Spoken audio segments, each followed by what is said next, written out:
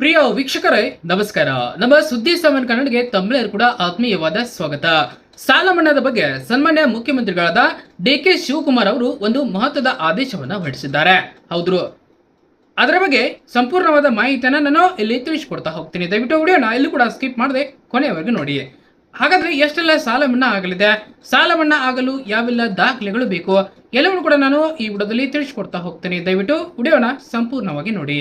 ರಾಜ್ಯದಲ್ಲಿ ರೈತರ ಸಾಲ ಮನ್ನಾ ಬೇಡಿಕೆ ಬಗ್ಗೆ ಪರಿಶೀಲಿಸಿ ಒಂದು ತೀರ್ಮಾನ ಕೈಗೊಳ್ಳುವುದಾಗಿ ಮುಖ್ಯಮಂತ್ರಿ ಡಿ.ಕೆ. ಶಿವಕುಮಾರ್ ಅವರು ಹೇಳಿದ್ದಾರೆ.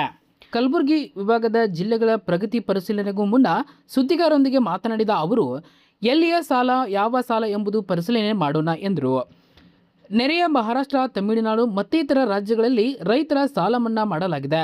ರಾಜ್ಯದಲ್ಲೂ ರೈತರ ಸಾಲ ಮನ್ನಾ ಮಾಡುವ ತೀರ್ಮಾನ ಮಾಡುತ್ತೀರಾ ಎಂಬ ಸುದ್ದಿಗಾರರ ಪ್ರಶ್ನೆಗೆ ಪ್ರತಿಕ್ರಿಯಿಸಿದ ಮುಖ್ಯಮಂತ್ರಿ ಡಿ.ಕೆ. ಶಿವಕುಮಾರ್ ಅವರು, ಸಾಲ ಮನ್ನಾ ಮಾಡುವ ಬಗ್ಗೆ ಖಚಿತವಾಗಿ ಏನನ್ನು ಹೇಳಿದೆ, ಯಾವ ಸಾಲ ಇದೆ, ಏನು ಸಾಲ ಇದೆ, ಎಲ್ಲಿ ಸಾಲ ಇದೆ ಎಲ್ಲವನ್ನ ನೋಡ್ತೇನೆ, ಮುಂದೆ ಸಾಲ ಮನ್ನಾದ ಬಗ್ಗೆ ಮಾತನಾಡ್ತೇನೆ ಎಂದಷ್ಟೇ ಉತ್ತರಿಸಿದರು.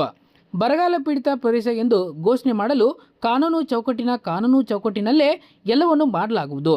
ರಾಜ್ಯದ ಎಲ್ಲಾ ಭಾಗಗಳ ಪರಿಸ್ಥಿತಿ ಪರಿಶೀಲಿಸಿ ಬರಗಾಲ ಪೀಡಿತ ಪ್ರದೇಶ ಎಂದು ಘೋಷಣೆ ಮಾಡಲಾಗುವುದು ಎಂದರು. ನಾನು ಬರಗಾಲ ಪರಿಸ್ಥಿತಿ ಅವಲೋಕಿಸಲು ಕಲ್ಯಾಣ ಕರ್ನಾಟಕಕ್ಕೆ ಬಂದಿದ್ದೇನೆ. ಇಲ್ಲಿನ ಜನರ ಮತ್ತು ಜನಪ್ರತಿನಿಧಿಗಳನ್ನು ಭೇಟಿ ಮಾಡಿದ್ದೇನೆ. ಇಲ್ಲಿಯ ಪರಿಸ್ಥಿತಿ ಅವಲೋಕನಕ್ಕೆ ಸಭೆ ನಡೆಸುತ್ತಿದ್ದೇನೆ. ಇನ್ನು 2 ದಿನ ಬಿಟ್ಟು ಬೆಳಗಾವಿಗೂ ಭೇಟಿ ನೀಡಿ ಅಲ್ಲಿಯ ಪರಿಸ್ಥಿತಿಯನ್ನು ನಾನು ನೋಡ್ತೇನೆ. ಜನರ ಸಮಸ್ಯೆಗಳನ್ನು ಆಲಿಸಿ ಬಗೆಹರಿಸಲು ಹೊಸದಾಗಿ ಪ್ರಜಾಸೇವೆ ಇಲಾಖೆ ಸ್ಥಾಪಿಸಿ ಸಚಿವರನ್ನ ನೇಮಕ ಮಾಡಿ ಜನರ ಅಹವಾಲುಗಳನ್ನು ಪರಿಶೀಲಿಸಿ ಅವರಿಗೆ ಸಾಧ್ಯವಾದಷ್ಟು ನ್ಯಾಯ ಒದಗಿಸುವ ಕೆಲಸವನ್ನ ಸರ್ಕಾರ ಮಾಡುತ್ತೆ ಎಂದು ಅವರು ಹೇಳಿದ್ದಾರೆ. ಇದಕ್ಕೂ ಮೊದಲು ಮುಖ್ಯಮಂತ್ರಿ ಡಿ.ಕೆ. ಶಿವಕುಮಾರ್ ಅವರು ಕಲಬುರಗಿ ಸರ್ಕಾರಿ ಅತಿಥಿ ಗೃಹ ಆವರಣದಲ್ಲಿ ಸಾರ್ವಜನಿಕರಿಂದ ಅಹವಾಲುಗಳನ್ನು ಸ್ವೀಕರಿಸಿದ ನಂತರ ಅವರು ಕೆಲ ರೈತರ ಮಳೆ ಕೊರತೆ ಉಂಟಾಗಿದೆ, ನಂತರ ಬರಗಾಲ ಪೀಡಿತ ಎಂದು ಘೋಷಣೆ ಮಾಡಿ ಎಂದು ಮನವಿಯನ್ನ ಮಾಡಿದರು. ಆಗ ಮುಖ್ಯಮಂತ್ರಿ ಡಿ.ಕೆ. ಶಿವಕುಮಾರ್ ಅವರು, ಈ ಪರಿಸ್ಥಿತಿಯನ್ನು ಕಣ್ಣಾರೆ ನೋಡಲೆಂದೇ ನಾನು ಇಲ್ಲಿಗೆ ಬಂದಿದ್ದೇನೆ, ನಿಮ್ಮ ಪರಿಸ್ಥಿತಿಗೆ ನನಗೆ ಅರ್ಥವಾಗ್ತೆ ಎಂದರು. ಈ ಸಂದರ್ಭದಲ್ಲಿ ಮುಖ್ಯಮಂತ್ರಿ ಹಾಗೂ ಕಂದಾಯ ಸಚಿವರಾದಂಥ ಡಾಕ್ಟರ್ ಜಿ. ಪರಮೇಶ್ವರ್, ಗೃಹ ಸಚಿವ ಪ್ರಿಯಾಂಕ ಖರ್ಗೆ, ವೈದ್ಯಕೀಯ ಶಿಕ್ಷಣ ಸಚಿವ ಡಾ. ಶರಣ್ ಪ್ರಕಾಶ್ ಪಾಟೀಲ್, ಕೆಕೆಆರ್ಡಿಬಿ ಅಧ್ಯಕ್ಷ ಹಾಗೂ ಶಾಸಕ ಅಜಯ್ ಸಿಂಗ್, ಶಾಸಕ ಅಲ್ಲಮಪ್ರಭು ಪಾಟೀಲ್ ಮತ್ತಿತರರು ಉಪಸ್ಥಿತರಿದ್ದರು.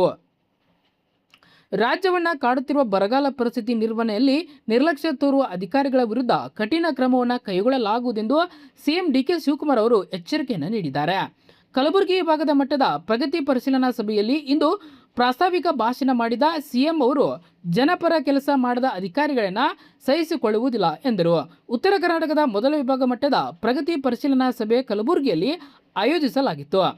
ಸರ್ವರನ್ನು ಒಳಗೊಂಡ ಪರಿಶುದ್ಧ ಆಡಳಿತ, ಅಭಿವೃದ್ಧಿ ಮತ್ತು ಕಟ್ಟಕಡೆಯ ವ್ಯಕ್ತಿಗೂ ಅವರ ನಾಗರಿಕ ಹಕ್ಕುಗಳನ್ನು ತಲುಪಿಸುವುದು ನನ್ನ ಸರ್ಕಾರದ ಪ್ರಮುಖ ಗುರಿ. ಈ ಗುರಿ ಸಾಧಿಸಲು ಅಧಿಕಾರಿ ವರ್ಗ ಅತ್ಯಂತ ಕ್ರಿಯಾಶೀಲ, ಜನಪರ ಮತ್ತು ಜವಾಬ್ದಾರಿಯಿಂದ ಕಾರ್ಯನಿರ್ವಹಿಸಬೇಕೆಂದು ಅವರು ಹೇಳಿದ್ದಾರೆ. ನಾನು ಬಸವವಾದಿ ಶರಣರ ಸಮಾನತೆಯ ತತ್ವವನ್ನು ನಂಬುವವನು. ಆದ್ದರಿಂದಲೇ ನನ್ನ ಮೊದಲ ಉತ್ತರ ಕರ್ನಾಟಕ ಪ್ರವಾಸವನ್ನು ಬಸವ ಕಲ್ಯಾಣದಿಂದ ಆರಂಭಿಸಿದ್ದೇನೆ. ಸಮಾನತೆಯ, ಸಾಮಾಜಿಕ ನ್ಯಾಯ ಮತ್ತು ಅಭಿವೃದ್ಧಿ ಒಂದೇ ವೇಗದಲ್ಲಿ ಸಾಗಬೇಕು ಎಂದರು. ಬೀದರ, ಕಲಬುರಗಿ ಈ ಜಿಲ್ಲೆಯ ಜನತೆ ನೀಡಿರುವ ಅಭೂತಪೂರ್ವ ಬೆಂಬಲ, ಪ್ರೀತಿ ಮತ್ತು ವಿಶ್ವಾಸಕ್ಕೆ ಕೃತಜ್ಞತೆ ಸಲ್ಲಿಸಿ ಅವರು, ಜನತೆ ನಮ್ಮ ಮೇಲೆ ಇಟ್ಟಿರುವ ನಂಬಿಕೆ ನನ್ನ ಜವಾಬ್ದಾರಿಯನ್ನು ಹೆಚ್ಚಿಸಿದೆ. ನಮ್ಮನ್ನು ಈ ಸ್ಥಾನದಲ್ಲಿ ಕೂರಿಸುವ ಜನತೆಯ ನಿರೀಕ್ಷೆಗೆ ತಕ್ಕಂತೆ ಕೆಲಸ ಮಾಡುವುದು ನಮ್ಮೆಲ್ಲರ ಕರ್ತವ್ಯ ಎಂದರು. ಇದಿಷ್ಟು ಇವತ್ತಿನ ಮಾಹಿತಿಯಾಗಿದೆ. ಮತ್ತೆ ಇನ್ನಷ್ಟು ಮಾಹಿತಿಯನ್ನು ನಾನು ನಿಮಗೆ ತಿಳಿಸ್ಕೊಡ್ತಾ ಹೋಗ್ತೀನಿ. ದಯವಿಟ್ಟು ಮುಂದಿನ ವಿಡಿಯೋಗಾಗಿ ನೋಡ್ತಾ ಇರಿ. ಧನ್ಯವಾದಗಳು.